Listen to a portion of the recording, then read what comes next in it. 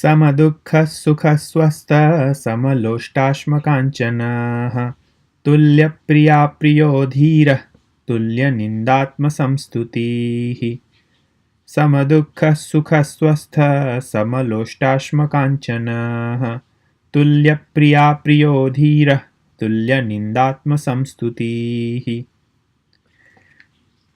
Alike in pleasure and pain, who dwells in the self, to whom a clod of earth, a precious stone, and gold are alike, to whom the dear and the not dear are the same, firm, the same in censure and self-praise. Samadukha, alike in pleasure and pain, swasthaha, standing in his own self, samaloshtashma kanchanaha, regarding a clod of earth, a precious stone, and gold alike. Tulya priya apriyaha, the same to the dear and the not dear. Dhiraha, firm. Tulya ninda atma samstutihi, the same in censure and praise and self-praise. Samadukha sukha swastha samaloshtasma kanchana tulya priya priyo dhira tulya nindatma samstutihi. The equanimity and balance of personality which are observed in a perfect man in the midst of the changing vicissitudes of life are brought out in this stanza. One who has gone beyond the tyrannies of the three gunas lives in a kingdom of his own, wherein neither the thrills of the sattva, nor the noisy clamors of the rajas, nor the weariness of the tamas have any admission at all. Serenely self-composed, he dwells in the self, far away from the sweet and the agitations of the base appetites, low impulses and selfish passions. To the average man, this stage of equipoise may look like complete death, and no doubt it is so. It is the death of the limited, finite life of relative experiences lived by the baser ego. Spirit, continued by matter, behaves like a reed upon the tumultuous surface of an ever-agitated mind. Always disturbed by the constant storms of love and hate, likes and dislikes, this unhappy sense of individuality suffers its shattering agitations and endless sorrows. To withdraw, therefore, from this chaotic field of desires and attachment into the shelter of the self is to release the diviner possibilities in ourselves. The dreamer dies to be reborn as the waker. The individual sense of the ego dies to release the infinite glories of the self. Having awakened from the dream, what would be the waker's relationship with the dreams, with his dream world, is the question that Arjuna asks Krishna. One who has gone beyond the shackles of the three gunas has awakened from all the misconceptions of the world,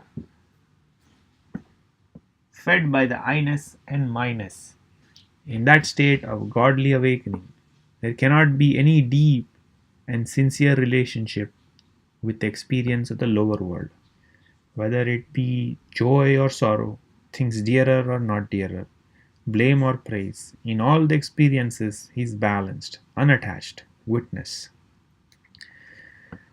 Who dwells in the self, swasthaha, one who has transcended the gunas that rule the tendencies of the mind becomes the self, just as one who has crossed the frontiers of a dream discovers himself to be the waker. What would be the relationship of one who dwells in the self with the things around him? And what would be his attitude to things happening around him is being answered here.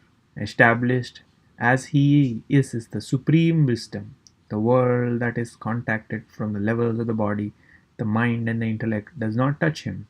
He lives in the world of his own, far above the plane of matter.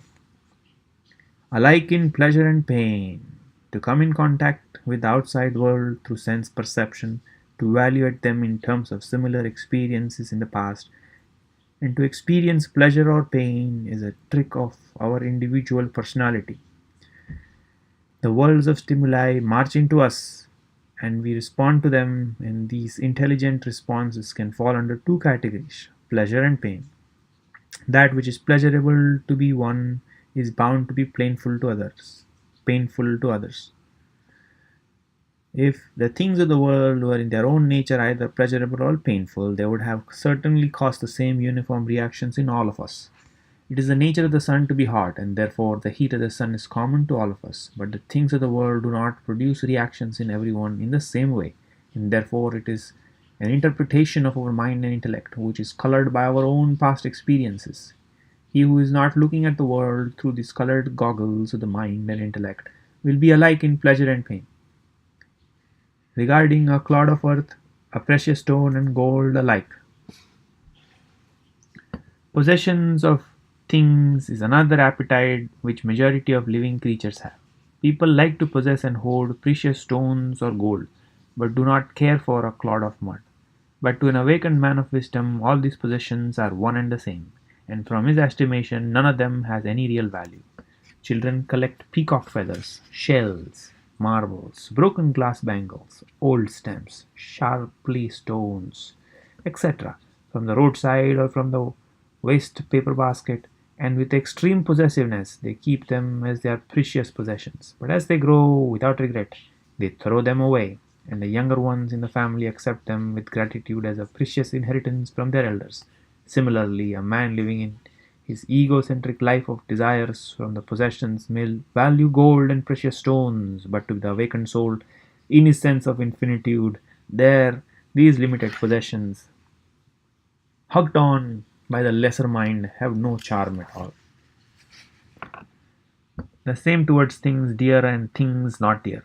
In our relationship with others, where there is an agreeable nature, we come to love it dearly, while wherever there is a disagreeable nature, we hate it. Love and hate, dear and not dear, are all reactions to the agreeable and the disagreeable nature of things or situations. These reactions are no doubt from the levels of the mind.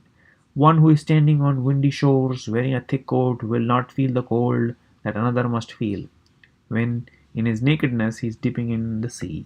The cold waters come in contact with the skin of the naked man and he experiences the discomforts, while the man on the shore, comfortably warm in his coat, knows no cold. The average man, plunged in identification with his own mind and intellect, suffers the world and interprets it as agreeable or disagreeable and brings down upon himself a lot of confusion and problems. The man of steady wisdom is he whose equilibrium is not disturbed by the onslaught of things and circumstances of the world, whether they be dear or not dear. Same in censure and in praise. A man of perfection is the same in censure and praise. The experience or dream cannot contribute either joy or sorrow to one who has awakened. He might have been a beggar insulted by the entire society in the dream world, or might have been an adored Raja ruling a vast empire in his dream. But when he wakes up, neither the praise he received as a Raja nor the censure he suffered as a beggar can leave any reactions upon him.